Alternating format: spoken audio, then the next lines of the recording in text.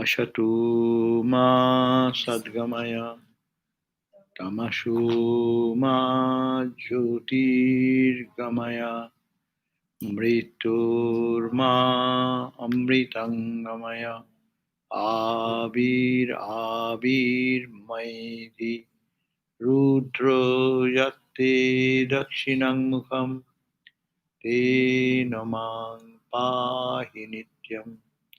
Om Shanti, Shanti, Shanti. O Lord, lead us from the unreal to the real. Lead us from darkness to light. Lead us from death to immortality. And evermore shine in our hearts with your resplendent face. Om, peace, peace, peace be unto us all. Now, thanks to God and thanks to all of you that we have turned the pages of this Vedanta text, that Yoga Vasishtha Sara, which is called the Nectar of Supreme Knowledge, at least once, cover to cover. So now we can skip to other books, but it is such a grand book. To do some justice to it, I think we should spend more time. So I will spend another 5 classes on it so that the year is over with this book and then we start something in January. This will be the recapitulation of what we have read and what this great book has given, to revise that so that you can get an overall idea about what this text totally means. So these are 10 chapters.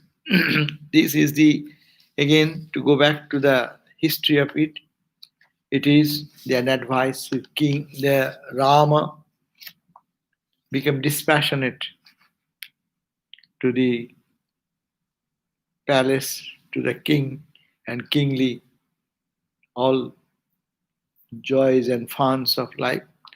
It become meaningless. It become useless and meaningless for him. So he was in a mood of dispassion, and he was trying to detach and to renounce everything. So when that was the situation, then his father Dasharatha engaged their family guru Vasishtha to advise Rama so that he can give his mind to rule this kingdom. So, this conversation, Rama is not an ordinary student. Therefore, the advice what he gave is not an ordinary. And to such a brilliant, as a person, if we look at that, his questions to be satisfied, it needs deep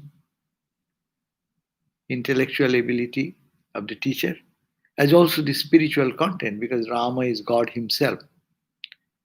So he wants to see the meaninglessness of life. Everything is transient, everything is passing away. So what is the purpose of this life? Why shall be a king? Why shall rule? It is not. It is all absolute. Brahman is the truth. This world has no value of it. That was the state, which was the starting point of discussion. But it ended in a wonderful way. That, O Rama, you are seeing this world. What is this world? Yes, it is all changes. Everything is transient. If you look at it from the materialistic standpoint. But this is an appearance. What is changing is the name and form. An unchanging truth is that Brahman, the Absolute, which has no change. But still, you see this world. But you see wrongly, it is all Brahman you are seeing. What you are seeing as table, chair, person, sun, moon, stars, it's all your name, and you are talking about name and form. But whose name? It is Brahman has in the shape. You are talking about Brahman only. So this is called the state of Vijnana. Vijnana is a state after illumination when you come down. Then you see the whole world not as meaningless name and form, but it is the same Brahman in, uh, in every form, every name. It is only the same ocean, the absolute ocean Brahman, only in the form of ripple or form, but it is all the ocean water. There's nothing but ocean. You are seeing nothing but ocean. So whom to renounce then? It is for the beginner of the Vedanta student. They will have to practice because they are attached to the objects of the world, to the senses and the sense identity with the sense objects. Because of that, they are suffering. But it is not the case, O Rama, your case is not the same. You see from that platform of knowledge of Brahman, when you view it, it is all you see, only Brahman in different names and forms. It's a play. And that is what to, why to fear, why to fear it, why to renounce it, where to go renouncing, because there is no other thing but Brahman. You cannot go anywhere where there is no Brahman. You cannot come from anywhere where there is no Brahman. It is all absolute, beginningless, endless, infinite reality. So you should not renounce. It is all you are dealing only to freshen your outlook, how you see at it and how you experience at it. But consciously, you should have to be convinced that you are only totally seeing that same Brahman. So that was the beautiful starting of this Yoga Vasishtha. And as we have read, Yoga Vasishtha was a original Yoga Vasishtha is a huge volume of book, which practically is difficult for any person to read in one lifetime. Maybe people read that was what 30,000 or something verses were there, 60,000. 60,000. Now imagine 60,000.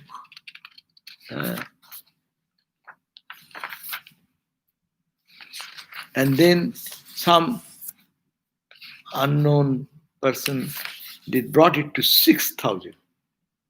And then someone brought it to kindly to this person 232 verses. So it is a cream of the whole Yoga Vasishtha. And this 232 verses have been divided into 10 chapters.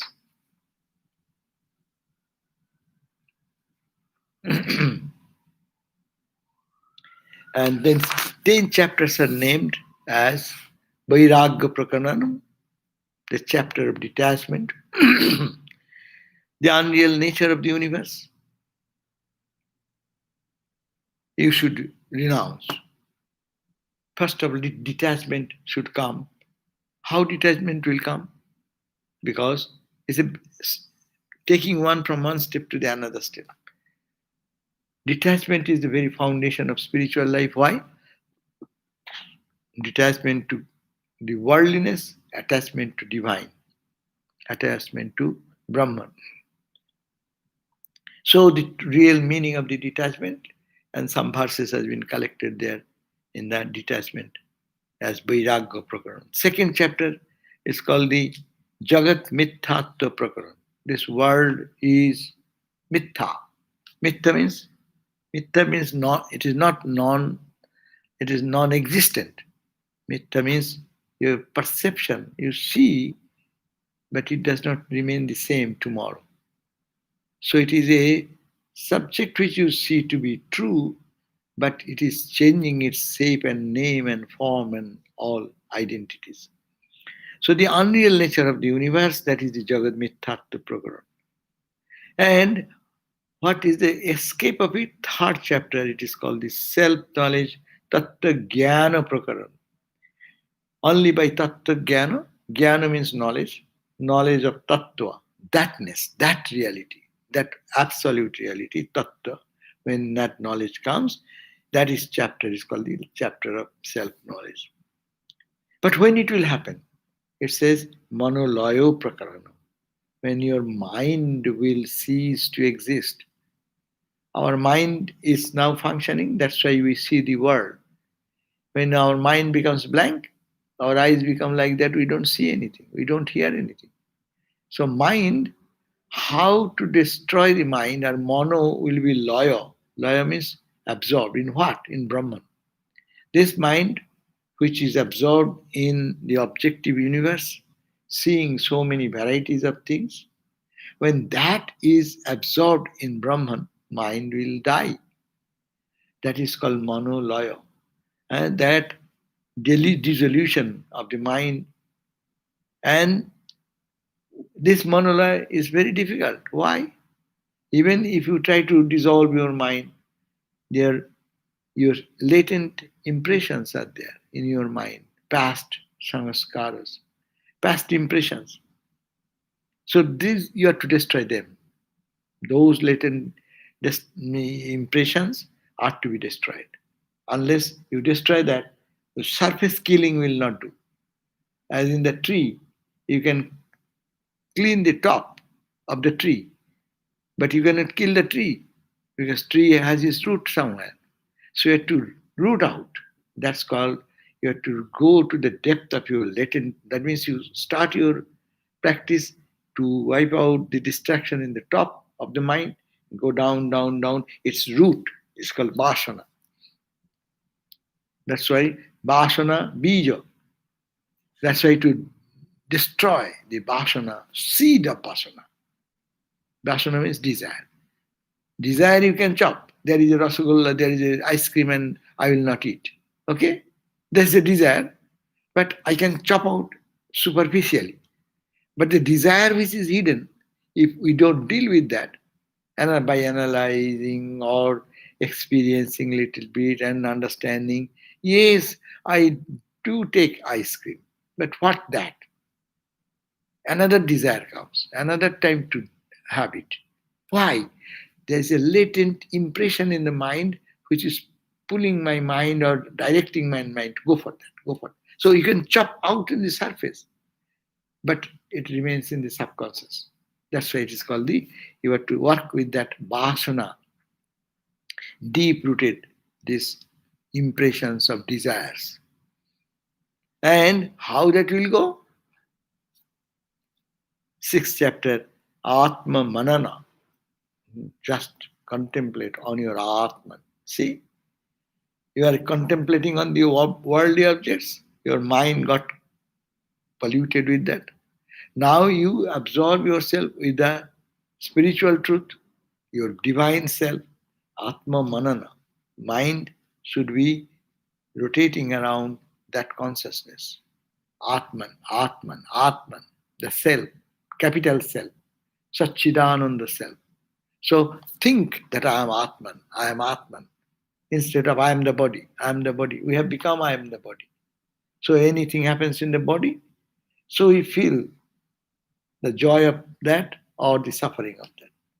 Now, you say this chapter deals with that you now contemplate on the self, Atma Manana, your own self, think who are you, and dive there deep. And that will be destroying the latent impression. That will help to destroy the superficial desires, surface desires. So we have to go from gross to subtle, surface desire. That's why, you see, if you don't little have a mastery over that, then mind will push you every time, and then you go more and more and more. People get intoxicated. How? Once they get into it, and they could have avoided. It is not that very important. Those who are supposed to know never has drunk.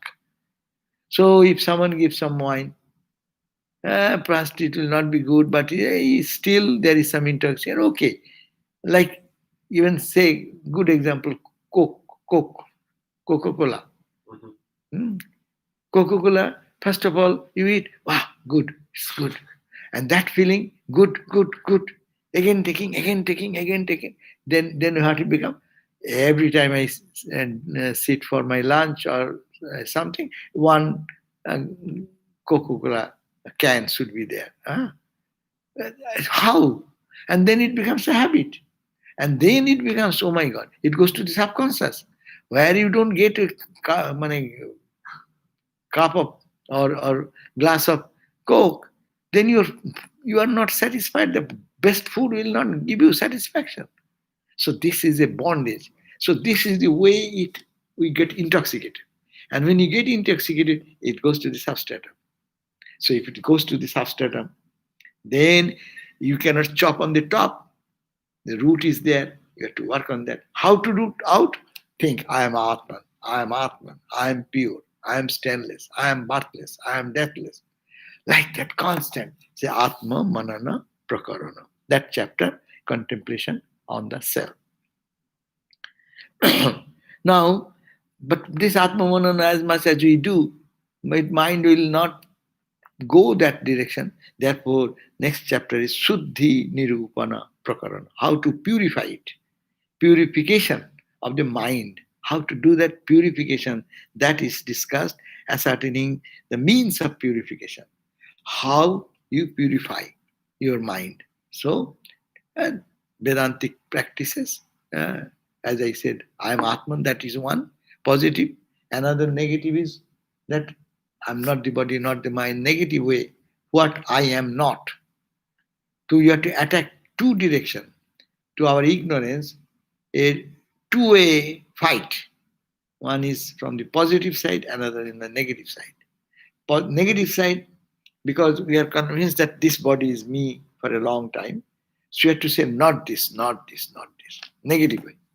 And positive way, I am the Atman, I am the Atman, I am the Atman. That's why Vedanta teaches both positive and negative aspect of practice. So here, this studies that Suddhi Nirupana, the seventh chapter, which deals with the purification. You need Suddha. You have to make your mind Shuddha. Shuddha means pure. How to make it pure, that you have to decide. That you have to study. And those steps to be taken for your regular practice. Now the eighth chapter deals with, now when you, with this purification, you attain to your Atman, then what is that Atman? Atman is so great. So that chapter is called Atma Archana.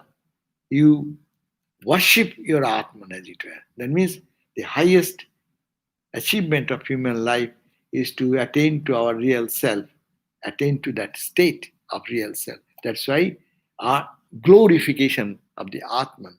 If mind always knows Atman is the best, Atman is the best, not this, Atman is the best. So our tendency turns. You can tell anyone, this is good, this is good, this is good 10 times. Then you feel it is good. The consumers, whatever advertisement comes, no? How they glorify. They are selling, say, some knife. How good, how good. And you see, they show that one knife you are putting. My God, it was struggling hard to cut that. And the new design, what they have brought out, just touch, boom, it goes like that. So it is, you are seeing in the commercial exhibitions again and again and again. When you see that, then your idea goes, your tendency goes. So you say, wow, it's good, it's good, it's good. So that type of sense of goodness is to be imposed in the mind. So ascertaining the adoration of the self. So Atman is great, Atman is best, Atman is the holiest of the holy. This idea again and again, again and again, repeatedly saying, then mind will be bending towards that. And then if you know it is highest, you will dedicate your time, your energy, everything. When you know, oh, that is great. See, people run for that. People risk their life also. Gold is good, no? Gold will make my rich. And gold rush. Then what happened? How many people were killed? No? How many people died in the gold rush? But gold is good, it's money, it will make me rich, it will make me. So this type of desire was pushed in. So similarly, when one thinks that Atman is best, then Atman will push you. The state of now, ascertain Atma Nirupana, Atma Archana, these are almost the same idea. First to ascertain and to ascertain and to adore. Adoration of the Atman. And now be definite what is that Atman. And then last one, that is the state. 10th chapter we just finished. The Shunna Ashunna Pada. That is a state which it is void of this material world. Or Ashunna, no, it is not void, it is filled with the divine. It is either you can say, you cannot say Shunna, void. Is void of truth also? No, void of name and form. But is full with Satchidananda, Atma. So these are the 10 chapters. It has been divided in this. So we'll try now to read a little bit of their chapters. First, the detachment, chapter of detachment. So each chapter has its, some is big, some is small. So we'll finish it in 5 sessions. So today is the first session. So we start the chapter of detachment.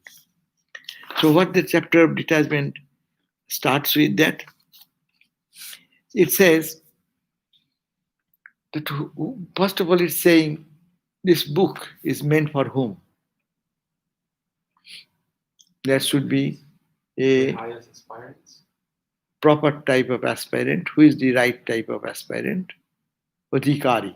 Like you have read in the Vedanta Sara. Who is the competent student?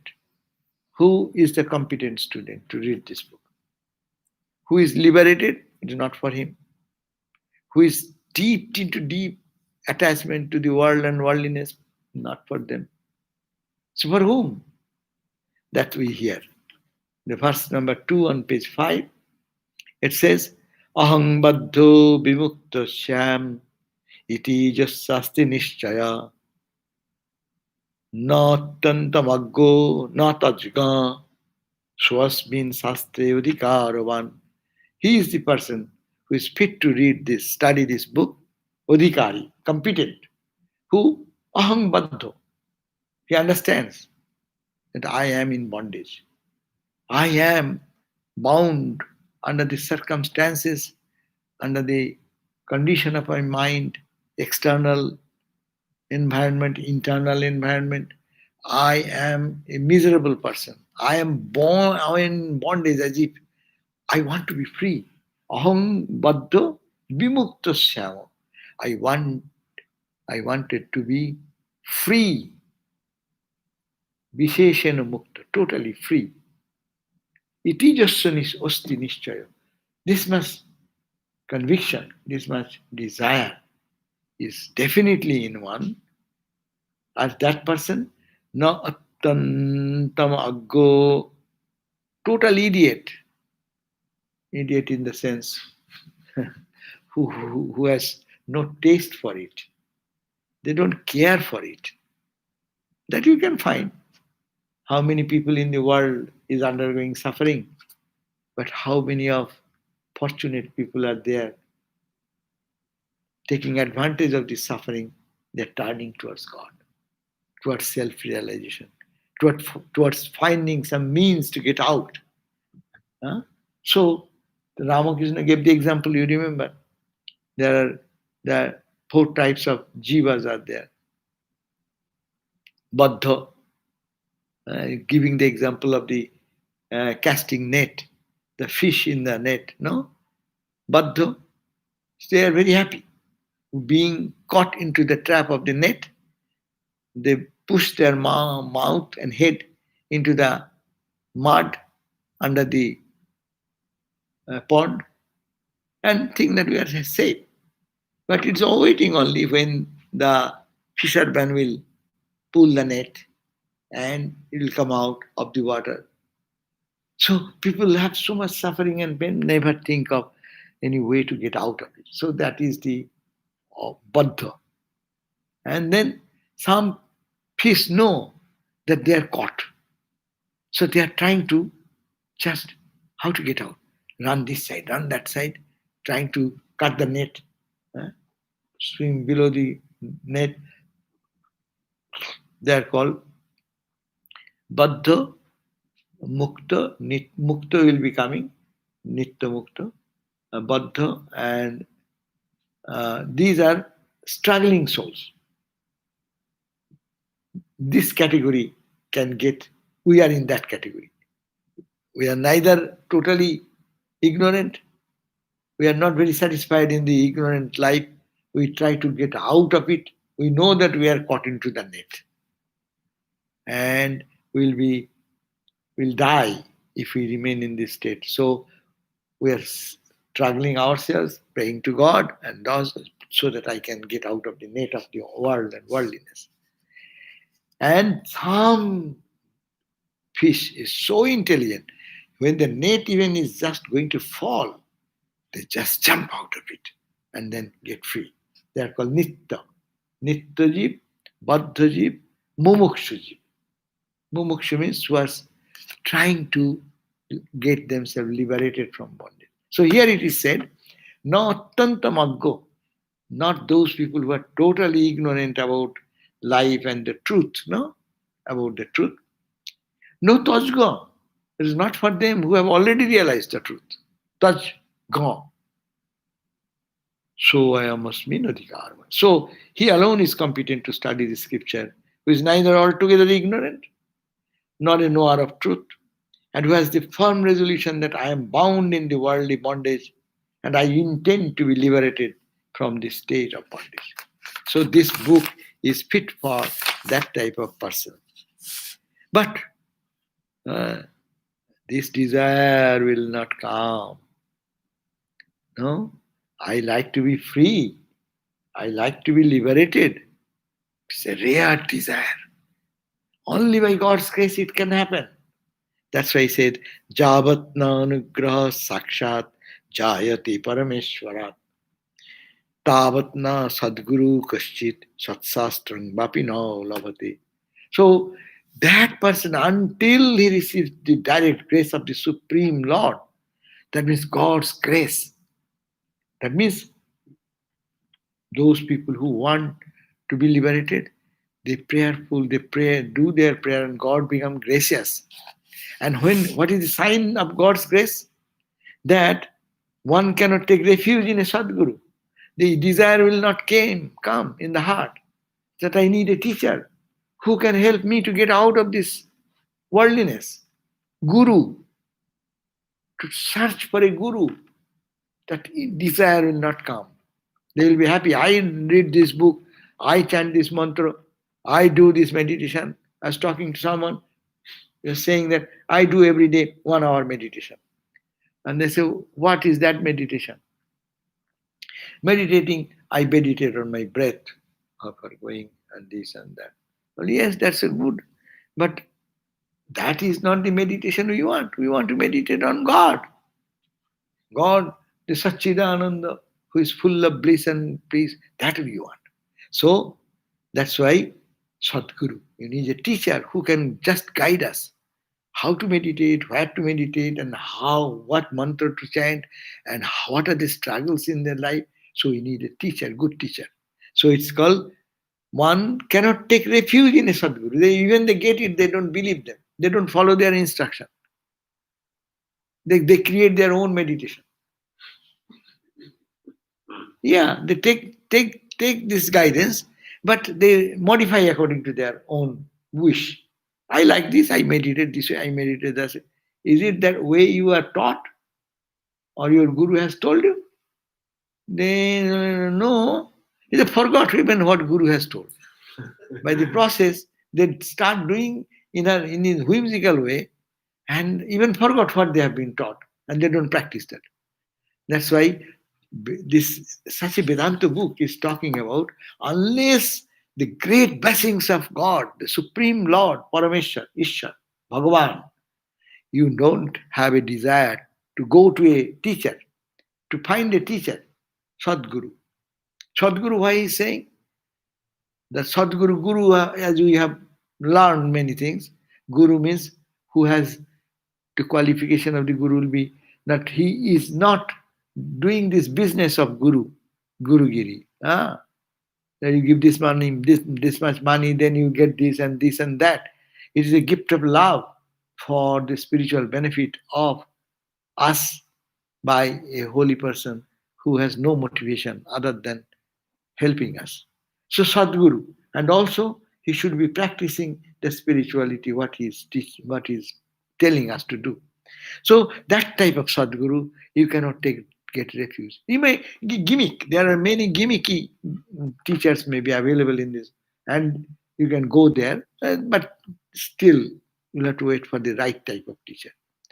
But that right type of teacher is impossible to get unless God's grace and special grace of Parameshwar. Here, Javadna Anugraha. Anugraha means kindness, grace. Sakshat Anugraha, direct grace.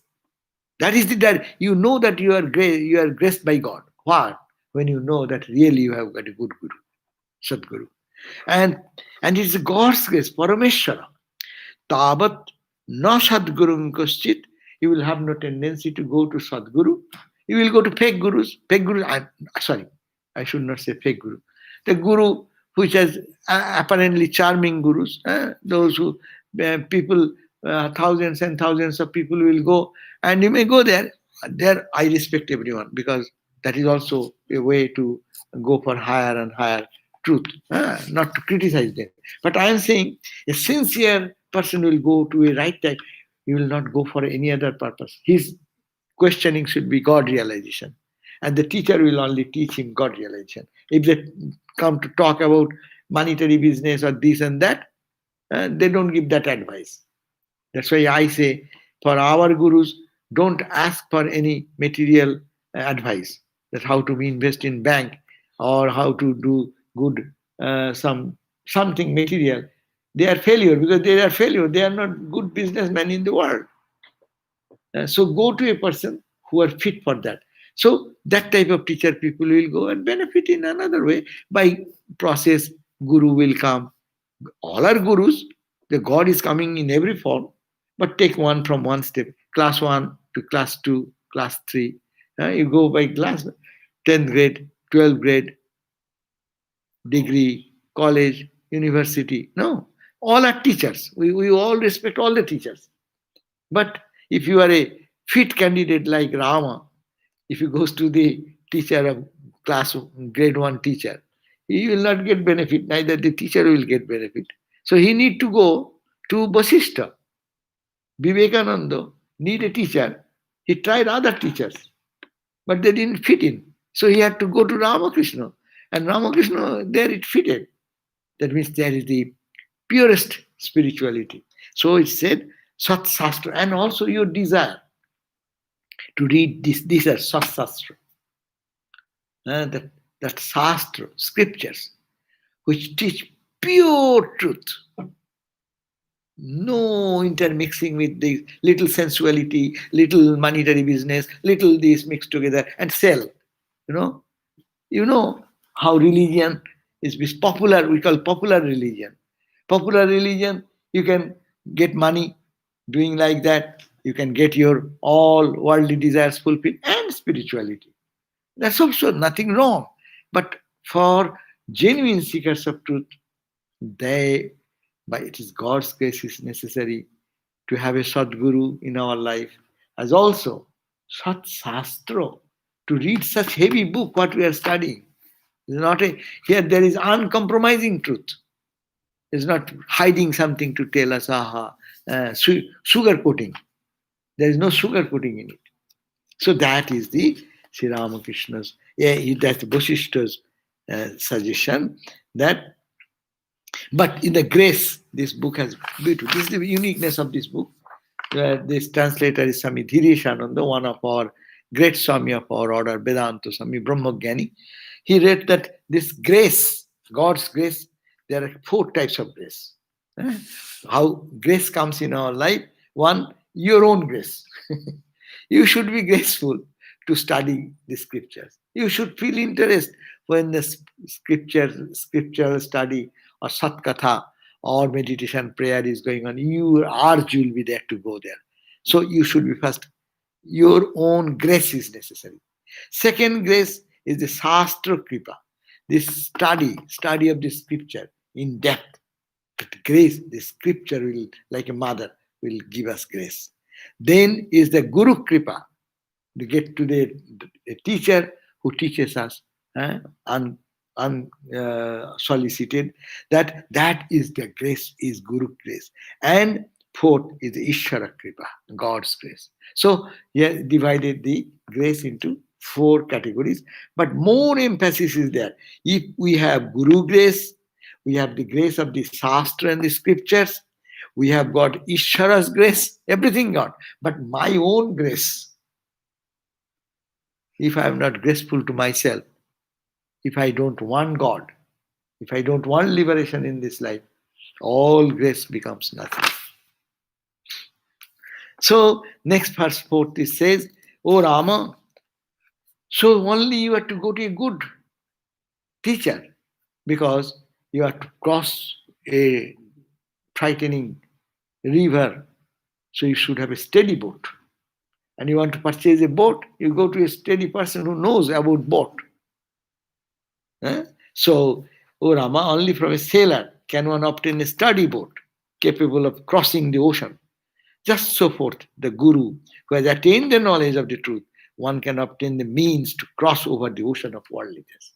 So, this is the 4th verse. And then 5th verse says, chapter 1, we are on chapter 1. Then who am I? Whose are these worldly bondages? This type of firm discrimination or bicharo is the only sure medicine for the long-lasting disease of worldliness. We are struggling in worldliness to get out of the worldliness. World is not a problem. Worldliness is our problem. So he says, who am I? First of all, if we analyze, who am I? Whose are these worldly bondage? Whose bondage is this? Where is my bondage? My hand is tied with anything? No. Where is the bondage? You have to understand, where is the bondage?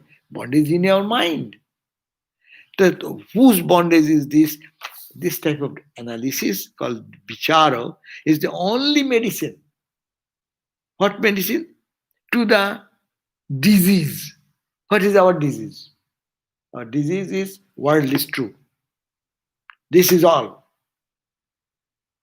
And we have no time to think about something else. This is a disease. How to cure this disease? This is the only disease. That who am I? Whose are these worldly bondage? This type of firm analysis of discrimination or vichara, that is the only sure medicine for this long-lasting disease. This disease is long-lasting. Why? Rabindranath's song is there. Kabe ami bahir hulim tumhari patho che se to aajke noy se aajke noy. Oh, Rabindranath Tagore says, I do not know, Lord, when I started my journey, not knowing fully well that I am searching to reach you. Life after life, to different experiences, I am just going on and on and on. I do not know where I am going, but I am running towards you, consciously or unconsciously. As the stream, which has its origin in the high mountain, flows.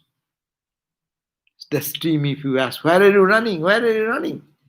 The stream will say, hey, I'm busy. Why are you asking all these questions? I have no time. Right? No question. Who are you? Why are you running? If anyone asks us, I have no time. I'm busy with this. I'm busy with that. I have so much work. How can I do that? busy, busy. That stream cannot say anything. But it knows or do not know, its goal is to reach the ocean. So we are all moving to reach the ocean. But people have no awareness. So this is the awareness. Sixth verse, don't leave where to live a spiritual person who is aspiring for God realization. What will be the best environment? Says a person yearning for liberation, mumukshu, means mukti ichha, the desire to get liberated. That person should live where he would live. He should live, not spend even a single day in that place where there is no holy man and a real knower of truth, who is like a cool shade and fruit-bearing tree. That means live with a holy association. And Ramakrishna repeatedly say, huh? If you live with a holy association, holy thoughts will come all the time. If you live with a businessman, business thoughts will come to you. If you live with a politician or politically motivated people, political ideas you will be maturing in political ideas and thoughts. Huh? So you want to be spiritual, so live with spiritual people. Living only spiritual people is not spirituality, but to talk about spirituality, to kindle our inspiration, that is called sadhu sangha. Ramakrishna has mentioned it. Huh? That you live in a holy company. Even people go to holy company to talk mundane talks. That's very common. When you become more familiar, then talking to a holy man, we spend our time in just other talks. But at the beginning stage, as we are, we should always have some spiritual questioning. That's a sincere, rigorous person who wants to freedom to happen quicker. Seventh verse said, this sixth verse says that a person yearning for liberation, mumukshu, should not spend even a single day in that place where there is a holy atmosphere. Holy atmosphere means holy person and the person who can give us some cooling sensation in our heart. No, that's why. But it's a realistic life. We may not have get all that time, that chance, but we should make best use of it. When we are together, we can talk about God. That is holy company. Ah. And now in the modern age, to the computer, you can get all the YouTube, then your Zoom. Oh, how many tons of lectures and classes. Probably you have no time to listen to them even. It's beautiful music, uplifting classes, scriptures which we have never heard before, all are available. So take advantage. That's your holy company. Holy company is not only a book. That's a Shastra is a holy company. This is a holy company. You read Gospel, that's a holy company. You read Mother's Words, that's a holy company. You read Swami Vivekananda, that's a holy company. Whatever inspires you to be 24 hours, if we keep our mind absorbed, then that will create a mood, mumukshu, desire. More craving for God will come. And if we keep our mind in worldliness, worldly desire will come. Because it is a association, law of association. No? That's why the glory and holy company is always great, that all the scriptures say. So, sada santo vigantavya jadyapi upadishantina yahi shaira kathastesham upadesha bhavantita. So even the holy man do not instruct all the time. Still, one should always go near the holy person to and serve them, because even their ordinary and spontaneous utterances carry great sense if they are real, genuine spiritual person. Anyone going to Ramakrishna in any way, they may not have understood Ramakrishna, but impact will have sure impact. If you drink poison, knowingly or not knowingly, reaction will happen or not. Ah. So if you take whatever spiritual food, that because he is a spiritual person, their vibration, their impact will silently work. So therefore, to live. But we have great opportunity here. We are every day, some sadhu sangha is going on, some sadhu is speaking, talking, meditate. You are all coming. Whoever can come now, we are unable to accommodate anyone. Only so therefore, but this when you are listening this, you are getting holy company. You are reading this, you are getting holy company. So that should be that spontaneous utterances with the even the book says whatever. If you can just focus, you will find that grace of the Shastra will make your mind pure. Sri Ramakrishna gave the example of the fossil. Ah, yes, that's true. Fossil example Ramakrishna gave, even this, some leaf in touch with a stone, the leaf becomes stone. No, that's a fossil. You fossil, you see the skull and other things of human skull or under long time in association, it becomes fossil. How it is possible? Association, law of association is a great teaching we can learn from association. That's why keep the association to holiness, to purity. And then 8th verse says, in the presence of a man of wisdom, emptiness becomes fullness. If a person is spiritually illumined, you go with an empty mind, your mind will be full. You will feel joy, great joy, for no reasons. Huh? Emptiness becomes fullness, and death becomes immortality. A person going with utmost distress goes to a holy man, they come back, you see the smile in their face. So it is such a fulfilling experience, and difficulties appear as a fortune. When a holy man really guides us, they don't say, oh, it is what a misfortune. Oh, you have lost your this and that. You might have done bad karma. But going to them, we get inspiration. Hurry, this is an opportunity to teach you how futile is the existence here. So focus on God more. Holy association will always give a boosting towards God. So in their presence, this is a beautiful verse. And then in the presence of a man of wisdom, means women of wisdom also. Emptiness become fullness, void, no void, it's full. Emptiness become fullness, death becomes immortality, and difficulties become a great fortune. Difficulties is no difficulty. Difficulty is awakening my consciousness. And they have their personal presence, injects that idea in us unconsciously. That's why when people go, when we are in distress, we go to holy people for counseling, this, that, so they can fill up these gaps of ours.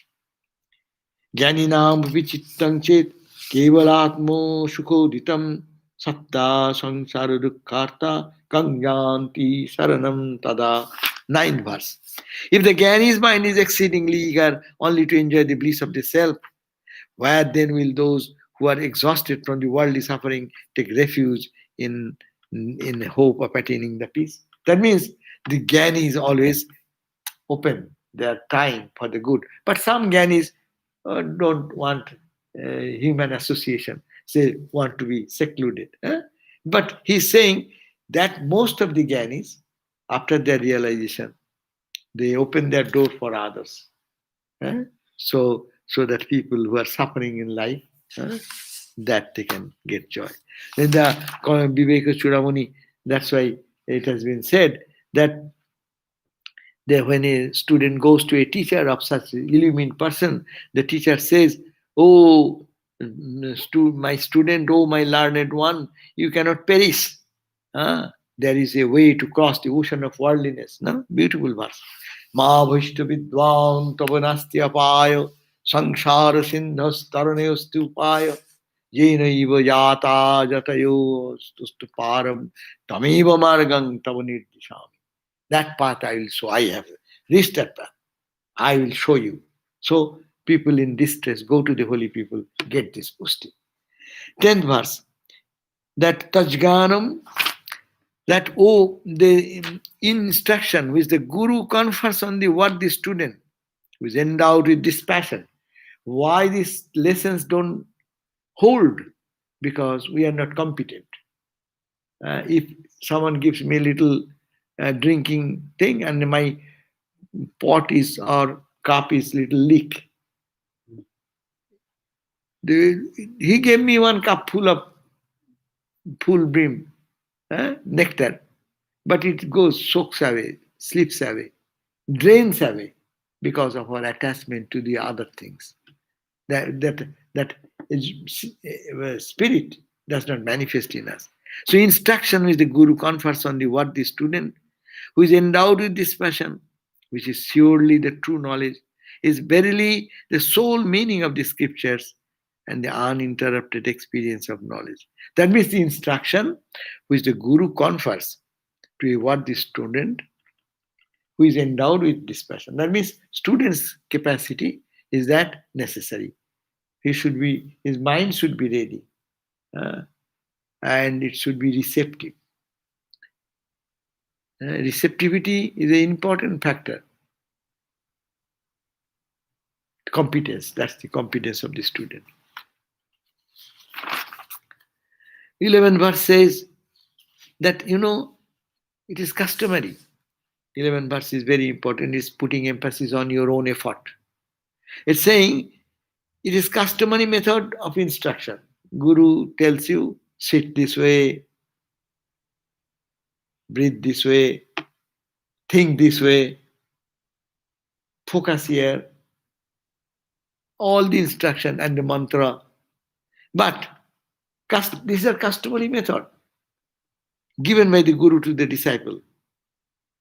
But the student's wisdom, more important is the student. Same lesson is given in the classes and colleges and schools, no? Someone becomes top in the same class. There will be 30. Suppose state examinations. You have any state examination here? Some state examination for competitive study of higher courses or what? SAT. India we have at the end of 10th grade state-wise examination. So you have to compete with 200,000, 300,000 students. So there one is becoming first.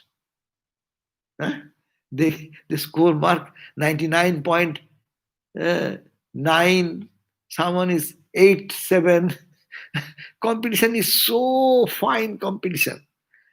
But they are also listening to same books. Examination is on the same mathematics, same English, same vernacular, whatever is there. But one is receptivity of the student. Teacher may be the same, but student's receptivity is the question. So this is very important. Merely the student's wisdom, that means the sharp intellect of discerning the objects, unadulterated cause of knowledge. So our knowledge depends on that. That means our own effort, we should be up to that. The subject, again, he said that the Supreme Lord is realized neither by the study of many scriptures, nor by having a guru. The aspirant experiences the truth of the self with the help of his own pure sattvico intellect. That means student's ability is the reason of manifesting the truth. How quickly, how promptly, how perfectly, the sincerity of the student. No? 13. How many verses are in our chapter? This first chapter only is having, it is a big chapter, so it has 27 verses. We have only 13 verses we read. So 13 verses says that all human potential is destroyed by not practicing those traits. We have some ability, but we don't practice. then our even the best talents will be forgotten. Suppose you don't cultivate, you have a musical talent, no? For example, if you don't cultivate that, then what will happen? That talent will be forgotten. Similarly, you have the spiritual talent of analyzing the world, permanent, impermanent, God is the eternal. This talent, we never used this much. So the talent is within us, but that is dysfunctional. It has become dysfunctional. So, therefore, we should be careful. However, if it but one spark of the knowledge arises by God's grace, by holy company, spark of knowledge comes in your heart, it will go on growing steadily. And what has happened? Actually, this God realization is not to get something from outside. They are giving the verse 14 saying that an object, jewelry or ornament, no, in your neck, on the neck, and is believed that you have lost it. Many times it happens. The eyeglass, where did I keep it? Huh? Due to forgetfulness, seems to have been remain without the mistaken belief is gone. We thought that it is lost. I have lost it. Where shall I find it? No, eyeglass, necklace, rings, or something. You have kept it in very safe place, but you don't find it. I tell you are lost, and you cry and weep. And when you get it, do you get anything new? It is yours. It was there. Only you forgot. So Atman, not to get something, it is yours all the time. You only forgot and diverted your attention to something which you thought that is important. He is the unfortunate indeed, 15th verse, who is unaware of his own self and only takes pleasure in the sense objects. As one who, having eaten poisonous food, after digesting it, comes to understand at the end that it is a poison. No? So it is said unfortunate. Who is unfortunate? Who is unaware of his own self. We are aware of everything of the world, but not aware of the own self. That's why it is called practice of the presence of God. All the time be aware. There is me. God is with me. So that awareness is great in spiritual life. And 16 verse says, the perverse fool who, even after learning there is no trace of sweetness in the worldly objects, remains attached to them. He is a perverse person who understands that there is no joy in the world, but again he gets attached and attached and attached. As a duty, you will have to do something. That's a different thing. But to be attached is the question. In detached state, what you do, it is not any objection to that. Anything you do with detachment as a duty is nothing problem. But when we get attached, then we get detached from God. Attached to the world means detached to God. Therefore, we are to be attached to God and detached to the world. So how this turning point is nothing but as the 16th verse says, the slightest desire submerge a person in grief. By the absence of such worldly longing, one attains imperishable. No? So desire. So enjoy the world, but not to be caught into the trap.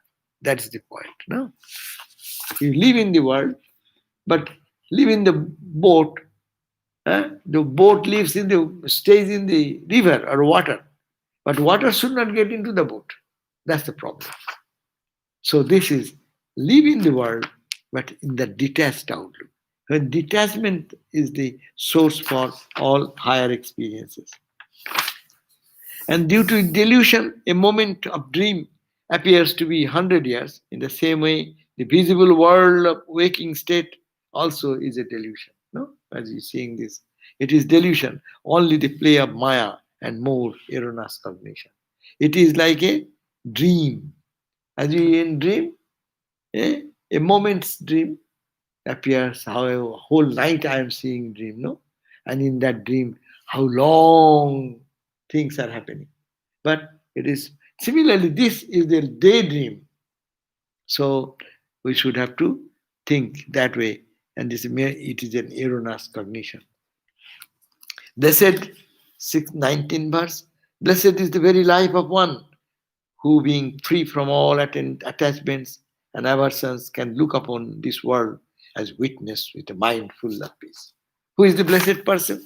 Who can see the world with dispassion as an observer and not get caught or attached to thing in it. Blessed is the very life of one who, becoming free from the thoughts of acceptance and rejection, has perfectly realized the Brahman consciousness reflected in the intellect. Who can understand that? That is the person, he is blessed person. And so remain in the world, he has nothing to reject, nothing to accept. Whatever God brings, okay. Happiness comes, okay. Some trouble comes, okay. So they don't become disturbed. That is the peace, inner peace and tranquility. 21 verse, it says, when the body is destroyed, the space limited solely by the heart ceases to exist. Distressed by the notion that the self is destroyed, people unnecessarily mourn. It is a question. Everyone dies and we feel really lost. How can we not be affected by that? He said, no, body dies. Like the given the example on 22nd, as there are different made clay pots and pans are there. So if it is destroyed, but the space remains the same. Here is a pot, earthen pitcher. Here is earthen glass. There is another pitcher. No, the space within is limited. No, within the size of the pot and pan. Now, if you break them, the space is space. It was never divided. So this is one person, that is one person, that is one person. This you are making because of ignorance, making a wall of personality. If you break that, it is one Mahakasa. That's why one Swami gave a very good example to understand Vedanta. Well, it is very simple. Ghatakasa, Mahakasa. The space contained by one small pitcher and the cosmic space. What is the difference? On the wall of the pitcher. If you break that pitcher, ego is gone, all the body mind identity goes, then space inside and space outside, which was one all the time, becomes one. So that is and therefore the Atman does not born, does not die. That is the eternal philosophy. Brahman alone eternally exists in the form of world illusion, Jagat Vivarta. So they talk about the Vivarta philosophy. Okay, now 24. Let me finish another 2-3 verses. And then he says that, O Rama, how can this Atman, which is vaster than the space, pure and subtle and imperishable and propitious, ever take birth or die? Atman never born, never die. So how can they die? Therefore, 25 verse 5th verse says, this visible universe is without any beginning, with no middle, no end. It is beyond existence and non-existence. It is tranquil. It is nothing but the non-dual Brahman. Knowing thus, be happy. You want to be happy? Know that your body dies, body is born, body grows, mind goes, mind develops, mind becomes dull. But you don't die. You are the infinite Brahman, Atman. Know this. 26th verse says that, O Rama, it is never desirable to lead a life without knowledge. Enslaved in ignorance. It would be better to go for begging without a clay bowl in hand, wandering down the road leading to the home of worthless people. So it is desirable to lead a life without knowledge. We should not. We should be not leading a life without knowledge.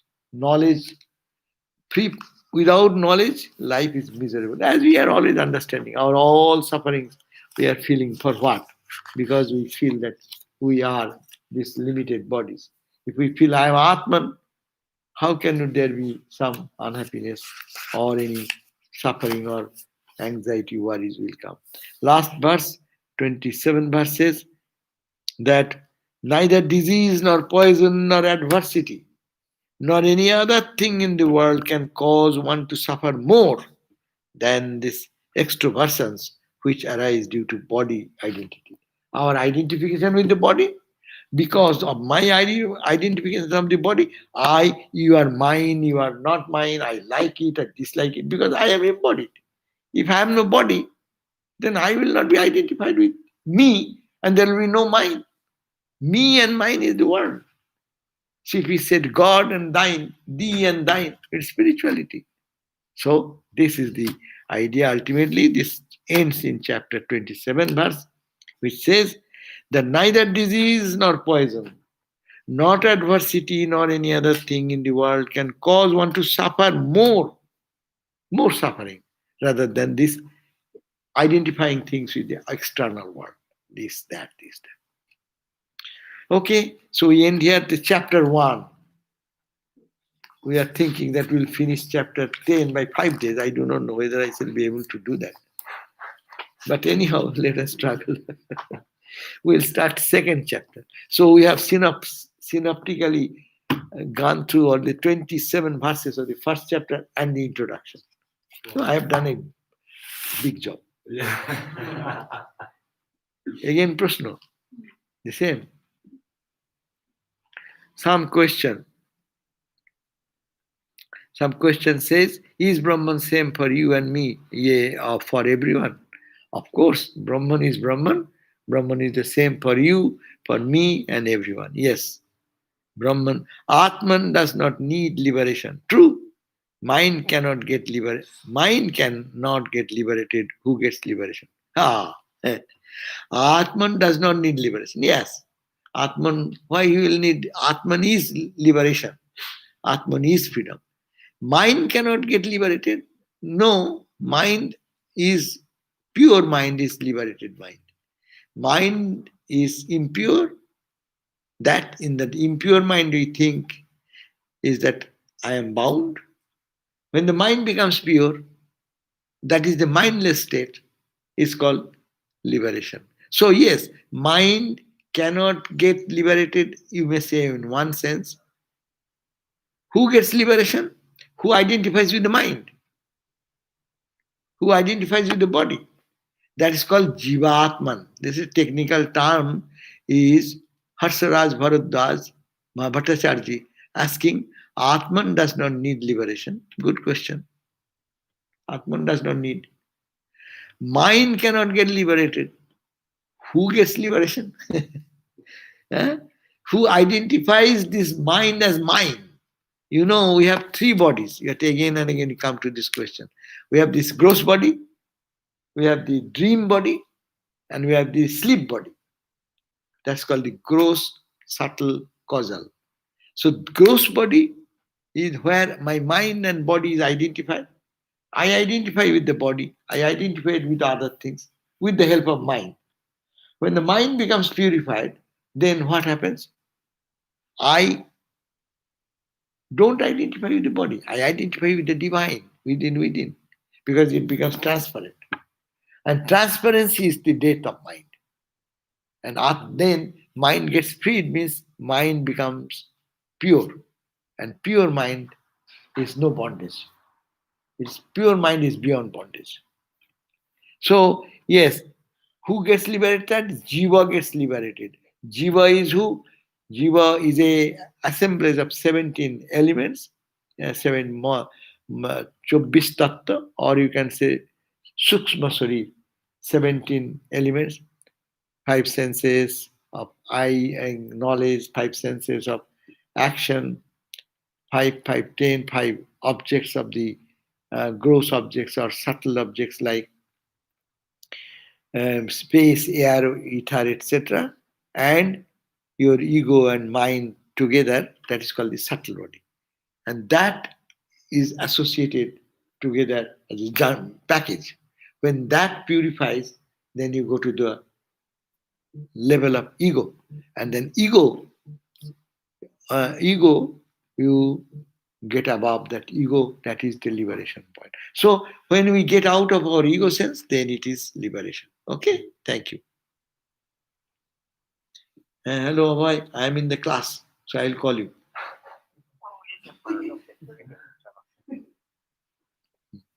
Okay. Krishna, thank you. So all the questions, but it takes little time, Harsaraj. If you have, if you just understand Panchakosha, five sheaths idea, or the three states of our consciousness, then you will feel that mind remains up to subtle body, up to causal body.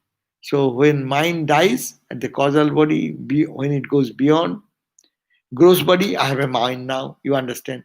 When I go to dream, there is a mind, we understand. And when you sleep, there is a mind, but mind is dysfunctional mind. It is resting mind. And when still then mind, and then when mind totally becomes purified, then that is the mindless. That is the liberation of mind, liberation of me. uh, what a jiva individual is, so long mind is there, it is a jiva. When mind goes away, you are Shiva. You become Lord Shiva. Okay, thank you. Om Shanti Shanti Shanti Harihi Om Tat Sat Sri Ram Krishna Panamastu. Tomorrow is Tomorrow at 10:30, we have the meditation class. Tomorrow 10:30 meditation class to be given by our Swami Sattamayananda, and tomorrow evening 7:30 gospel class will be given by Swami Atma Tattvananda. By the way, one question has come. At least let me read it. Uh, uh, uh, Attending to class from St. Louis, Acha.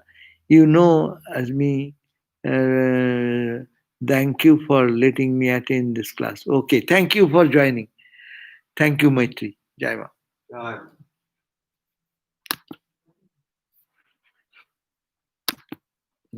Thank you.